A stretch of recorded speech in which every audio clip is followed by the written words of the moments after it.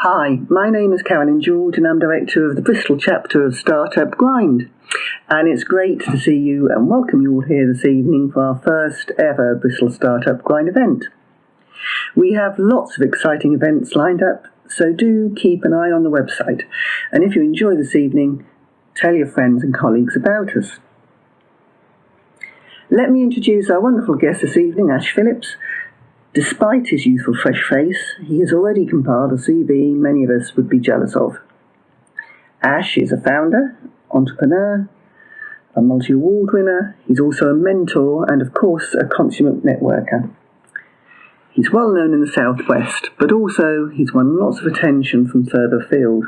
Ash was recently named one of the Maserati top 100 people in business, supporting the next generation of entrepreneurs. And congratulations is in order, I believe, Ash. In the last 10 days, he's been named as TechSpark Mentor of the Year. So let's give a warm welcome to Ash Phillips.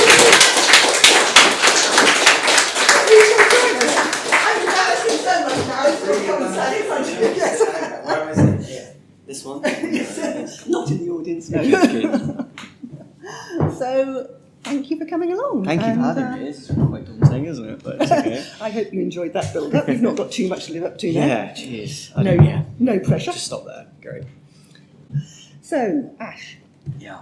I know you've done this lots of times before, but just to break our audience in gently, let's start off with a couple of very easy questions. Sure. At least I thought they were easy. Ash has just told me that actually I probably can't. the It's the most first difficult one. Yeah, that's questions really hard. I'm going to ask him. And what's your favourite book? Favourite book? Okay, so the reason this is a really bad question is because I don't read generally, and I know that's the most non-entrepreneurial thing to say. But the reason I don't read is because I understand my own personality type. My personality type is someone with a very short attention span, which is good and bad for reasons I'll probably get onto later. But that means I don't read physical books that much. I've got a pile of them that I collect from events and all sorts, but I haven't read them. So I listen to audiobooks when I'm on the train on my way to the office in the morning, and that helps a lot more. It kills some dead time, and it's great. It means you don't have to look at your screen to get it. And the best audiobook I've ever listened to is a book by a guy called Daniel Priestley, who's really active on social as well, so you can quite easily engage with him. You can follow him on Twitter. He follows me back, which made me feel really special, but then I realised he's quite talkative. So, and the book is called Oversubscribed. The reason the book is my favourite book is because it drills, I'm quite into psychology, and it drills down into the psychology of why people buy and why certain brands are powerful over other brands. The reason why someone will spend £5,000 on a Rolex watch over another watch that simply tells the time. They both do the same job, but Rolex are oversubscribed. If they release a new product, it's probably going to sell out straight away, and there's a reason for that, and the book delves into that, and that's my favourite. Yeah, so it wasn't such a difficult question. No, it's all right, actually. And just to know a little bit more about you, what's your favourite film? Oh, so I'm a big film buff. Okay, I've probably got 3 favourite films, which is, kind of cheating, really. The first favourite film is just mainly appeals to my film side, which is The Truman Show. Don't know whether you've all seen it, but it's a Jim Carrey film that's just really interesting. If you haven't seen it, I think it's like 1990s, early 90s, but a really, really interesting film. And yeah, definitely worth a watch. The second one appeals to my childish side. It's a toss-up, really. It's either Lion King or Mulan, and I know that's actually quite childish, yes, no, but I'm there they're with you. both Yes. great films, Yes. hilarious, and there you go. And the third one appeals to probably my business side, weirdly, but I'm obsessed with wanting to be Iron Man and Tony Stark. So I've probably seen Iron Man more times than I can imagine. And people say, "Who's your business idol?" And the irony is, my business idol is not even a real person. It doesn't mean to say that I want to sell guns for a living. It just means to say that I just quite like the attitude of someone who just goes and does something and doesn't really care about what. And you quite like the idea of flying through the sky. Yeah, a little bit. I also want to be a superhero. I'm not a narcissist at all. But yeah. Okay, so still staying a little bit about you rather than the business side at the moment. You started your life in this area, I believe. You went to school not too far from here, didn't you? Yeah. Bristol, born and bred. I went to school, primary school 5 minutes from my house, high school 5 minutes from my house, college 5 minutes from my house, university for 8 months, 5 minutes from my house. I think everybody has this period where you start to fall out of love with the city you were brought up in when you're a teenager. You rebel against things naturally. I'm a contrarian. I probably was going to do that anyway, but I think most people do during that period. And so, yeah, maybe between 16 to 22, I thought, oh, I hate this. Everywhere else is going to be better. But I realised just how amazing this city is. One, personally, and two, for business. And it's kind of a love-hate relationship because I love the fact that it's so amazing, but I also hate it because it keeps putting up the house prices because everybody else is realising it.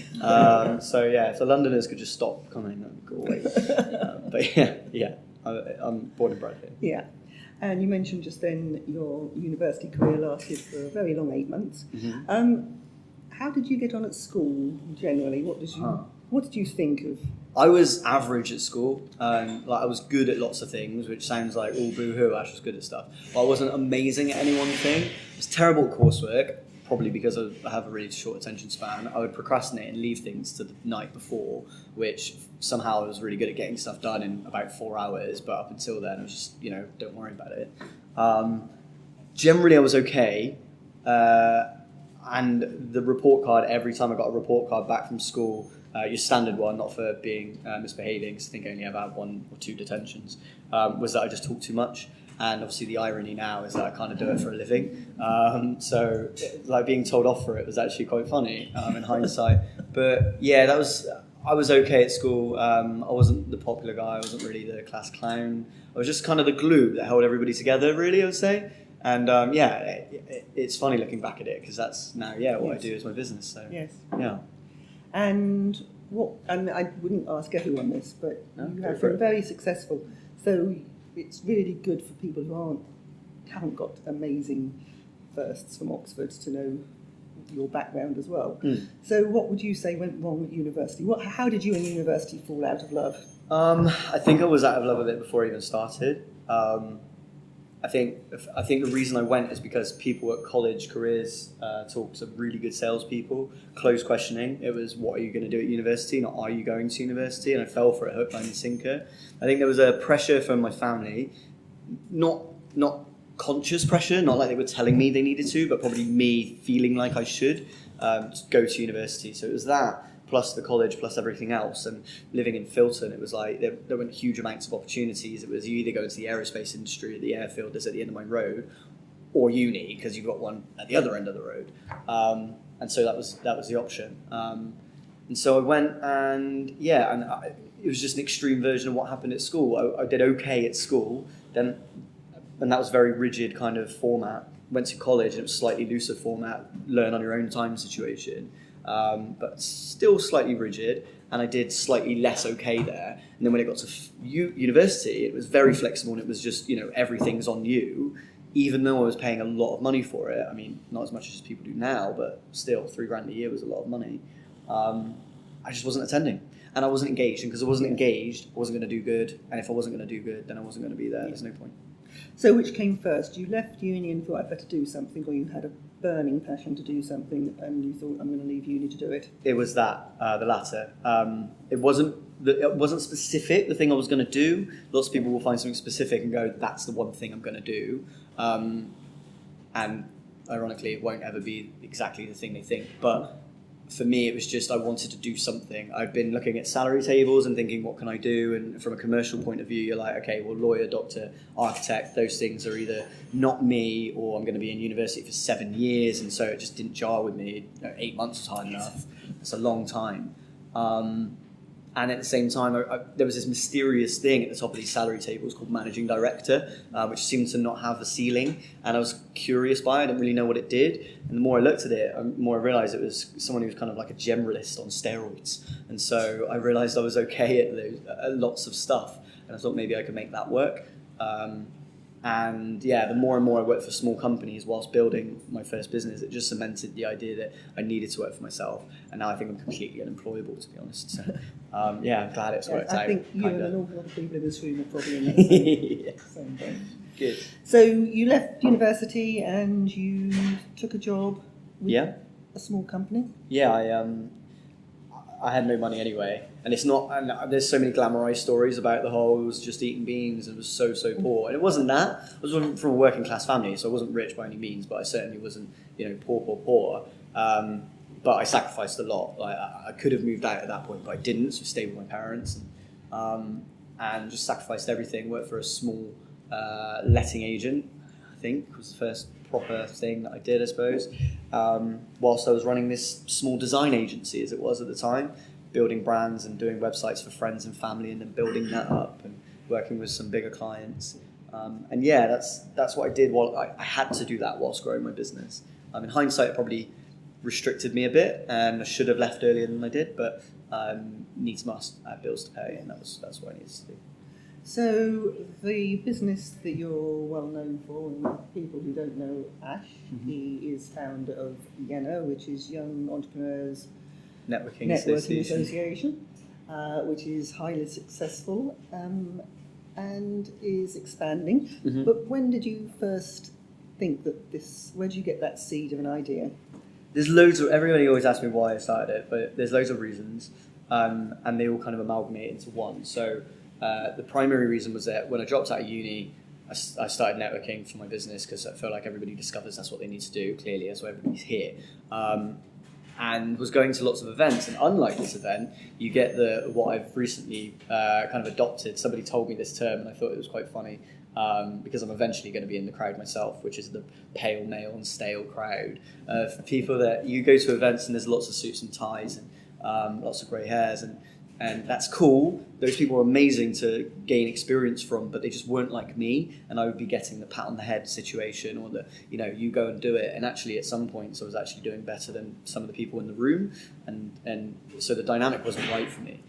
At the same time, I was running a business, and my friends never really understood what I did for a living. My parents will never understand what I do for a living, and so there was that restriction of not being able to talk to somebody who was on my level, who was on my same age.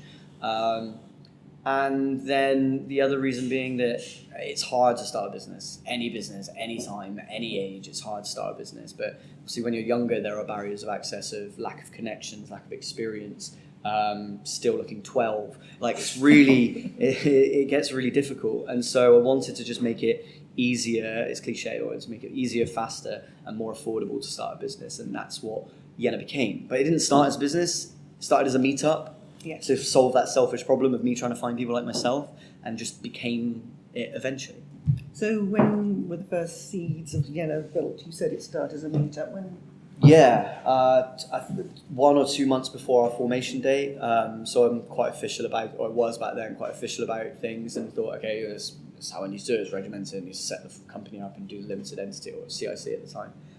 So I probably ran the first meetup maybe in March of 2013, yeah, and then 2 months later I formed the company into YENA, because I'd been running a design and brand agency before that. The very first thing was build a brand. It wasn't even supposed to be a business, but build a brand around it, treat it as my own client. I could put it on my own portfolio and make everybody think that I had more work going on, and it kind of took off from there. It was still really, really quiet. I mean, this is the first one. There's loads of people here. The first YENA event, it was like 6 people. But they all turned up. Can I tell you the first Bristol Entrepreneurs meetup I did in 2015? Yeah. There were 8 of us. Yes. Yeah. But those people become your anchor people, right? They're the people who come back again and again, and they're the ones that stay forever. So, yeah. It just grew from there. They came to the first one. They said, when's the next event? I was like, I don't know, next month. And then we ran them ever since. So we've done them for 4 years. 4 years now, yeah. We had Cole Needham as our first speaker. That was a little while in, but yeah, that was a chunk. That was first 18 months, but yeah, it wasn't the first one. We were running way before that. Yeah. So that's when you started off as a meetup, and at that point you were still working at the design agency, were you? Yeah, so it's a good way of asking the questions, because it builds a story well. I never do it this well, so I'm going to steal this. But so yeah, I started YENA alongside what was just me running my design agency with contractors underneath me. And then we worked on a joint project with an agency that were a social agency, probably before social agencies were rife as they are now, and only a few years ago. And that grew. the partnership grew and the relationship grew, and we just decided we should probably work together. And I always use the analogy, it was a little bit like dating, I suppose. You feel like actually this is going somewhere and you probably should merge or do something later on, but that's rushing into things. And so you should probably date for a little while. And that's what we did, I suppose, business dating. It's just partner and work under one brand and make it look official. So I let go of my old company. Ran this as part of one brand, as part of Gumption, which still exists. It's a fantastic company run by my old business partner, and we were running social media accounts for leisure and hospitality industry, which was so exciting. We were essentially tweeting photos of monkeys for Longleat and getting paid for it. That was really fun. And then working for people like Wild Beer and Boding's Barbecue and Cheddar Gorge and Grand Pier. It was nice. We were having days out, eating, drinking, and getting paid for it, and that was amazing. And then for some reason I left and took YENA on full time, which is a little bit crazy. But yeah, it got to a point where YENA had got to a bit of a threshold. It built enough of a community that people started to ask this question that I've never had before, of going, what can I buy from you? It built an audience and a customer base before having a product. It's the first time that ever happened. It freaked me out a little bit. And at the same time, this dating, I suppose, had led to, okay, we need to get serious and sign a shareholders agreement or merge. And those two conversations happened at the same time, and it was either drop YENA, work on this agency and start to grow this with somebody, so it was shared responsibility, or take on this thing that I'd grown, have it all by myself, selfishly. And at the end of the day, the thing that made the decision was, and it's cliche, it was just right in here. It was like a gut feeling, it just felt right. There were financial decisions and lots of other things. Agencies have a bit of a ceiling unless you go for a certain type of growth. Whereas YENA was just an interesting beast and a community. And we all know that companies buy user bases now rather than anything else. Not that we're going to sell, but it kind of ticked a few boxes and made that decision. So just for those who are starting their first business here, you say you actually had a customer base and you had a group, a product. Just to give a clue, how many people did you have in the group, roughly? I mean, it doesn't matter. Yeah, no, we probably run, by that time, 3 years in, 12, 6, maybe about 50 plus events by then. And at that point, on average, we were getting probably like 35 people per event. So we were getting a database, and the attendance is probably about 50% recurring. So everybody else was adding new. At that point, the database was probably about 1,500 strong, which isn't huge. We've all seen the Facebook ads of going, build your ClickFunnels and put 100,000 people in it. But there's no point in having 100,000 people if none of them buy anything. We had 1,500 people who were kind of chomping at the bit to do something. And of course, you're only going to look at 10% of those who are actually then going to convert. But still, it was 150 people that looked like they might properly buy something. And so, yeah, that's the point at which I started to say, okay, maybe we need to look at this and take it on full time. So you actually, at that point, jumped off the edge of the cliff without a safety net. Yeah.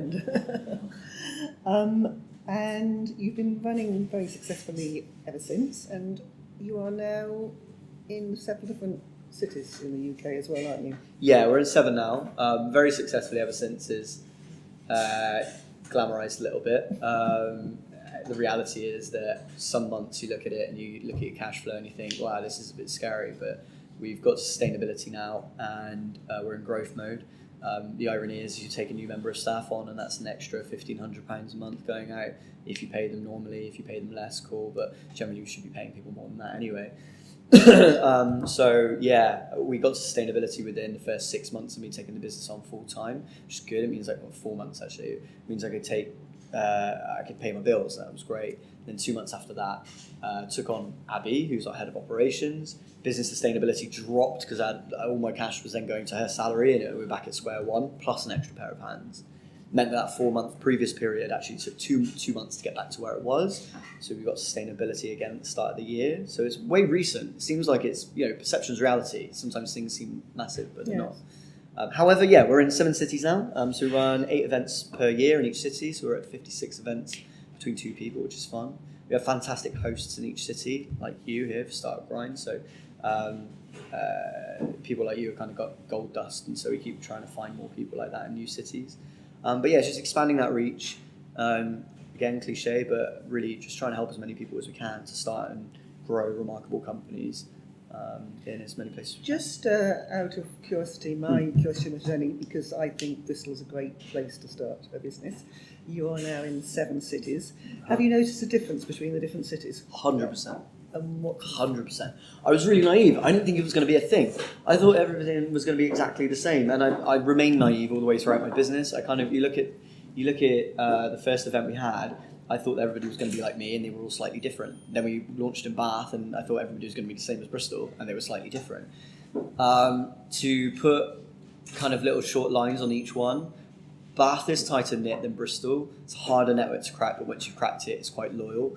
It's actually quite female friendly as well, which is interesting. Bristol's just about as open as it gets. Everybody's lovely, and I'm slightly biased, obviously, but they are just awesome. I think there's just an eternal optimism with Bristol that's kind of like a screw it. It was very Richard Branson, but a screw it, let's do it attitude. Yeah. Bristol. Manchester's very similar to Bristol, but has more of an industrial feel. Bristol's got lots of creatives, and Manchester does too, but it's more commercially creative rather than down here. It's quite whimsical creative, if you will. Yeah. Birmingham is interesting. There's lots of network marketing up in Birmingham, and I'm not a huge fan of pyramid schemes and stuff. But yeah, so there's a lot of that there, and that kind of baffled me. London is just everything. London is, but lots of tech, naturally. We're in a co-working space with a lot of tech companies, so it makes sense. And a lot of competition in London. I mean, I know there's a big audience, but there's also a lot of competition. There is. We do something fairly unique. So there's not a huge amount, and actually I think that word's always interesting to me because where there's, I always say, and it's kind of like a coined phrase now, where there's potential competition, there's potential collaboration, and it's just figuring out where you fit behind each other and where you can help each other. There are certain cases where you are just too close, and you might as well just shake hands and go, look, let's just try to avoid each other. But that's a form of collaboration in of itself. There are certain instances, though, which confirm you're doing something interesting when other people start things and start copying what you're doing. That's a different story, but there will always be competition. I think it's healthy. I didn't know we were doing the right thing until someone started copying us. Now I know we've got a market, which is really handy. So yeah. Yes, a huge compliment. So in 2016, you were listed in the Maserati 100 cohort. Would you like to tell us a little bit, and how did that come about, do you think? I mean, do you know how that came about? Fluked it, probably. It was, so in the office, we went through this thing, we were like, okay, and I think everybody should do this, just grab a list of things that you can enter. And this was one I didn't actually know about.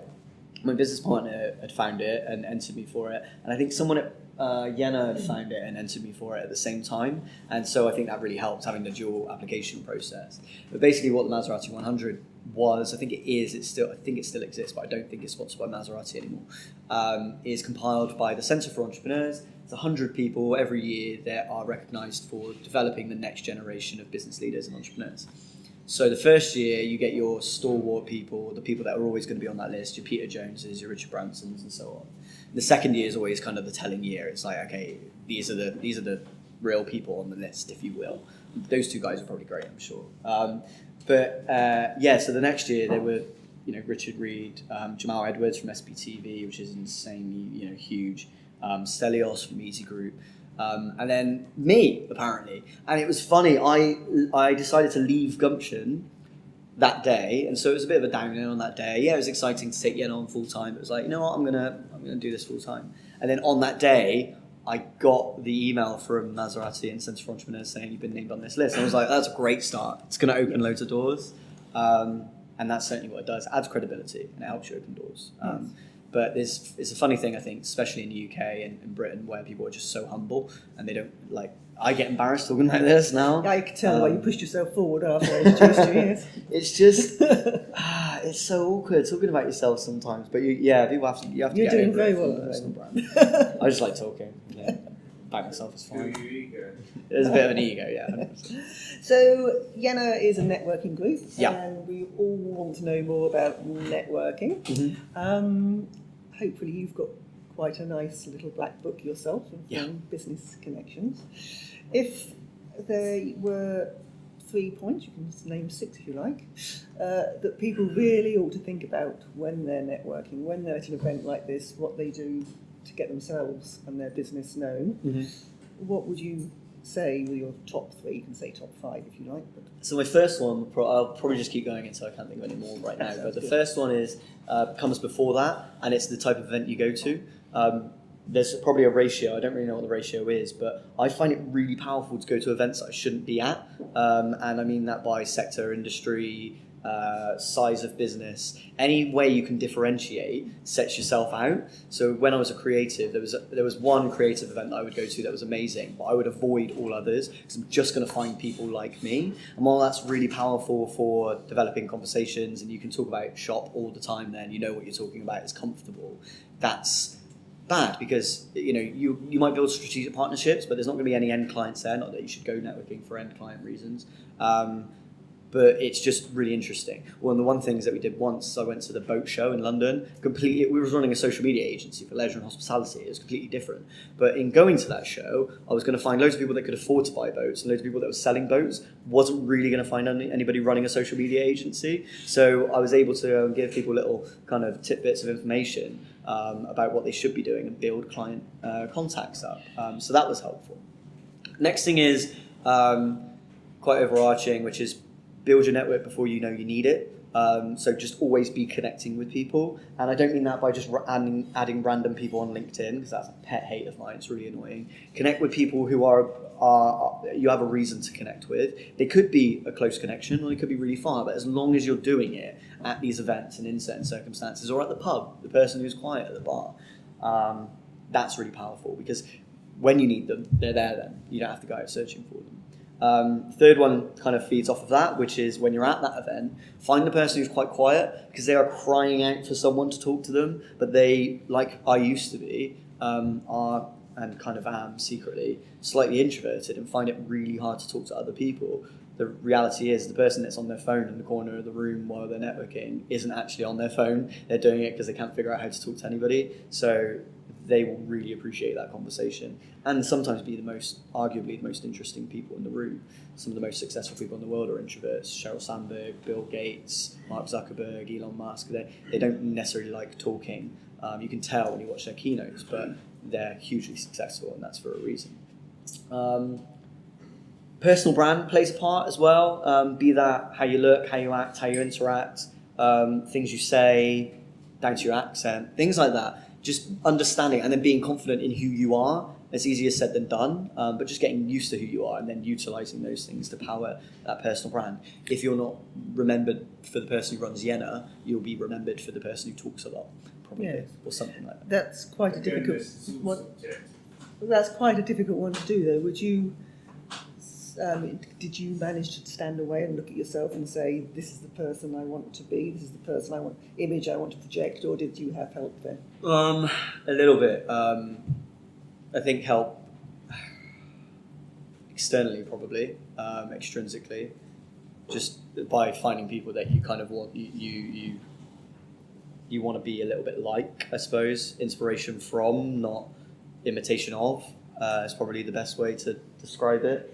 But yeah, it certainly is all subjective. It's certainly a person to person to person. Because if the irony is if everybody follows exact tips that I'm going to give, everybody in that room becomes exactly the same, and therefore there is nobody on their phone in the corner because they're all trying to approach each other, which makes it less interesting. So yeah, that's why I think it's powerful to be yourself. If you are the introvert, use that and use it in a powerful way.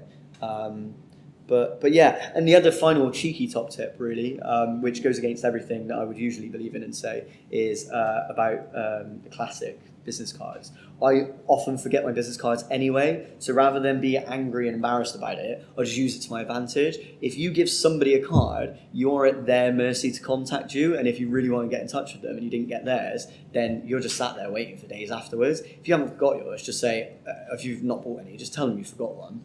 Grab theirs, and then you have the ability to contact them thereafter straight away if you want to. Don't be too keen though. But yeah. And that's the other thing that you always read about in articles about networking. When you have made a contact, what do you do with it? Generally, I don't know whether this works for everybody. Again, quite subjective. But for me, I'll keep those people probably in my head. as a more like a CRM based in my brain. For people that don't know what CRM is, it's a customer relationship management software. It means that you can just put your details in and people will remember them. Or the system will remember them for when you need them. But failing your brain being able to store those things rather than like useful stuff, it's useful, but not very good at pub quizzes. Then you can put that information into a system that will help you track that. So I would grab that and put it there for a rainy day. And then for the ones that you want to follow up straight away, it takes practice to understand who wants contacting straight away and how. It's very much, again, to use the same analogy, it's very much like dating. If you're too keen, you'll put people off. If you're too quiet, you'll put people off. It's got to be a balance between responding too quickly, reaching out too quickly. Distance is really powerful. If someone doesn't reply to your email within the first 3 days, you're wondering why, and you naturally start to want them to reply more. There's a balance there, obviously. Don't be an ignorant asshole.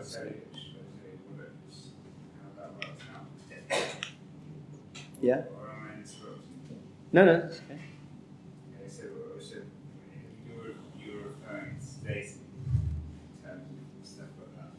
Oh, God. So my way that I think of dating business in terms of dating is men are basically men can be like spiders out to catch as many like.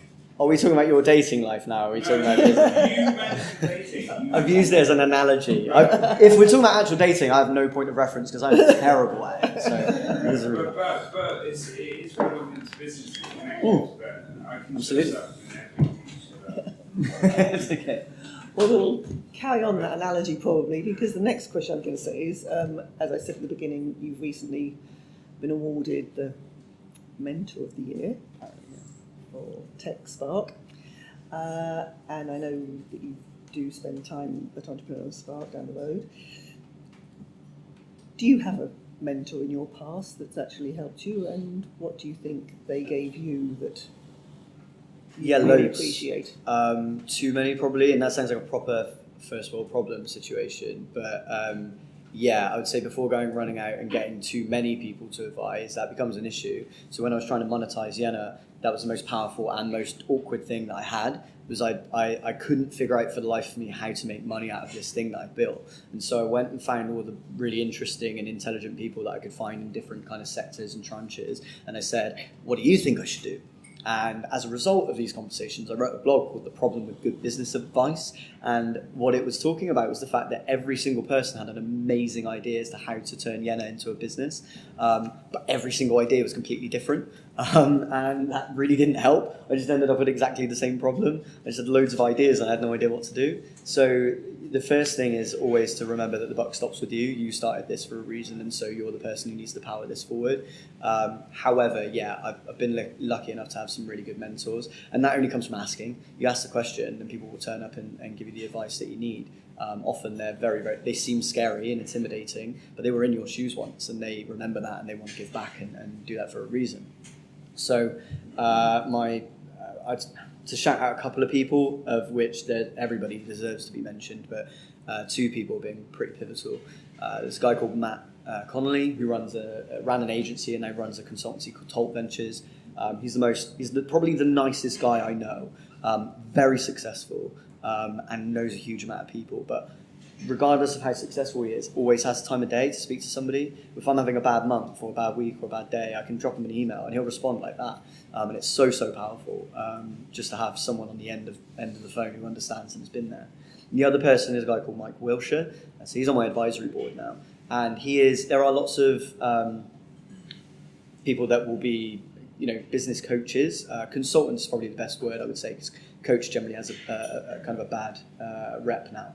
But Mike's probably the best executive coach I know. He's a genius, for want of a better term. And whenever we've had a conversation, he'll have delved around in my brain, don't know how he's done it, leave, and then I'll be sat there wondering how he just did what he did. And so I just, whenever I'm lucky enough to have a chat with him, I'll just sit there and soak information as much as I can.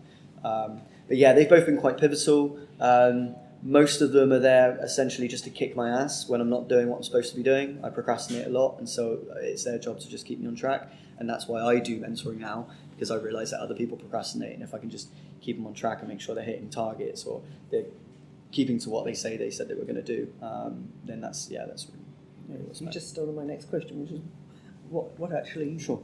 do you offer? What do you try to achieve with the people who you mentor? What do you think your aim is, your prime aim is? So for me, it's about using what I have to help them, and then being there for them. So for the way that I'll help most people straight away is just a habit that I've built up, especially thanks to this black book that's obviously built up through building a network. Naturally, it's not a trumpet blow; it's just naturally happened.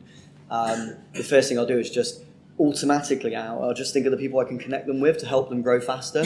I think I did it already today.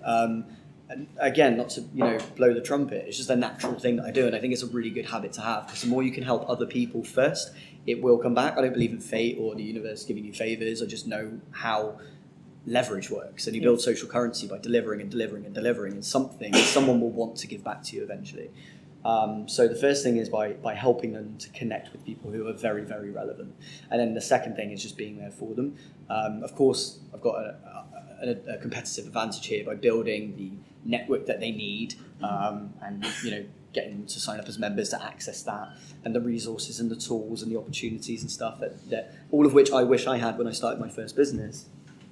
But yeah, just being at the end of the phone for them, almost at pretty much any time of the day, which is in theory unhealthy, but if somebody's having a really bad time and they can't sleep and they email me at 10:30 going, I'm having a shit time, then I'll be there to listen. Yeah, I think that's hugely important. And the last question before we open up to questions from the audience, if there was one thing, and gosh, we've all gone through this, that you could go back and you could do differently. I didn't warn him about this question. What do you think that one thing would be?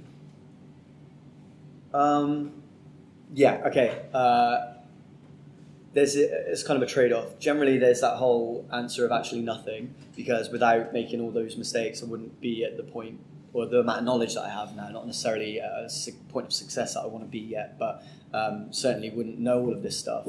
I'm addicted to failure because it's the thing that helps, and that's so cliche to say, but it's the thing that helps me understand how to improve. So without all those failures, I don't think I would have made it. However, the one thing, if I could go back and kind of kick myself and tell me to do, and it's something that people overlook far too much now because of the glamorization of entrepreneurship and all of the minutiae that goes into running a business, is sell stuff. Just sell stuff. I think I was talking to someone just a minute ago about someone who's an FD, about how people overlook selling stuff. They'll want to get to millions of turnover, and they'll want to do that by raising investment, or they'll want to do that by building an amazing business strategy or an incredible brand. As a brand agency, I rebranded myself 4 times once a year for 4 years, so 4 times in 4 years. I was my own biggest client, and those are the years where I sold the least because I distracted myself. I forgot that business is about selling something for more than it costs to make it. I understand there are exceptions to the rule. I'm not naive. Snapchat are out there raising money, they've got to their IPO and they've got to a certain point. Of course, Evan Spiegel has his payday there. But the reality is that starts to unravel because their share price is now at a lower point than what they IPO'd at, and they lost 2.05 billion in Q1 of this year. Yeah. So the underlying factor of any business that is hilariously the most basic and the thing that people forget most often, which is sell stuff. Simple. Yes. No, absolutely. And actually, I did say that was the last question, but there is one more, something you mentioned just now. The difference, because it's my pet subject, because I started my first business considerably before, and there was nothing around when I did it. So how do you think the entrepreneurial circuit has changed just since 2013, was it when you first started? 2008 years I've been now. So... it's an interesting one, because probably it's probably unfair for me to answer, because it's probably not been around long enough to make that observation. But in the short amount of time, I've seen it go. I suppose I've seen it go from starting to become cool and curious, and now being the thing to do.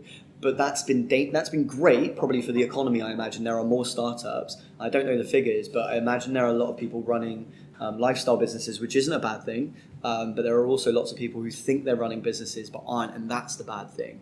You can post as many Instagram quotes as you want, but it doesn't mean you're running a business. And I don't say that to be harsh. I say it as a reality check for people that have done that. I've done that, and you feel social engagement doesn't pay bills. It might make you feel nice, and there are exceptions again to the rule. Like the Social Chain have gone and grown massive businesses off of social engagement, but they've got clients to pay for that, and that's what pays the bills.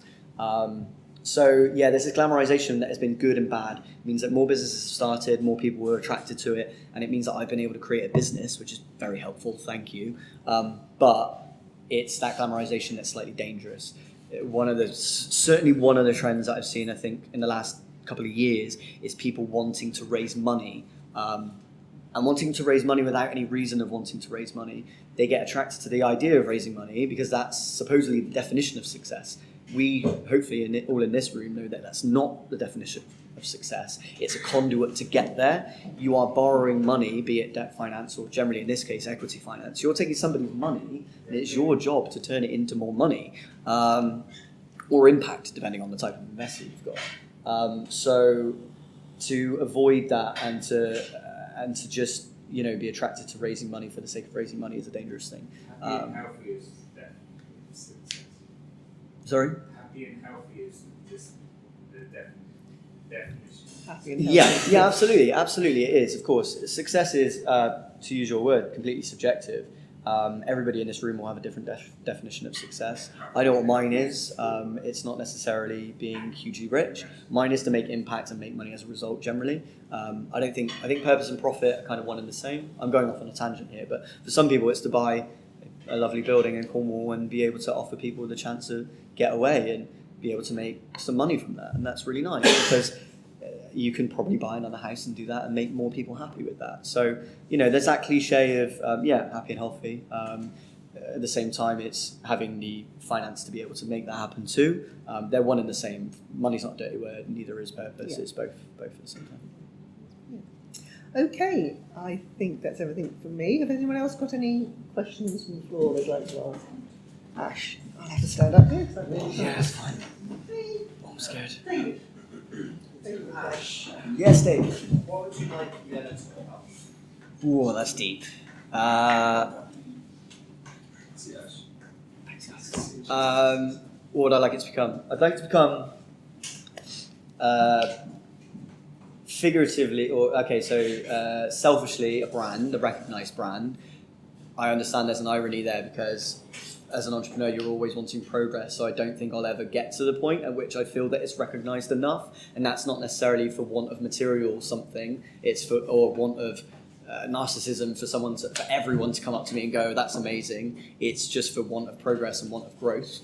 But then strategically and operationally, I'd like it to be able to be the go-to place for people, not necessarily young entrepreneurs in this instance, or in future instances, but for people wanting to start and grow a remarkable business. That's our tagline now, so forgive me for keeping saying it, but the network is where it started, and that's where it should start for everybody starting and growing a business. But now it's about delivering the products and services that people really need. Over time, we'll take things away, of course we will, but it's about making sure that what remains is really, really powerful. Hopefully that wasn't too vague for you. Thanks. Sorry, before we come, you just mentioned two or three things. The chat. Obviously, how... Sorry, someone trying to say your name? Oh, it's Jack. Jack. Nice tie, though. So with social media, how is that changing the dynamic of traditional network creation, and where do you see the future going, almost beyond social media and into the future? It's a good question.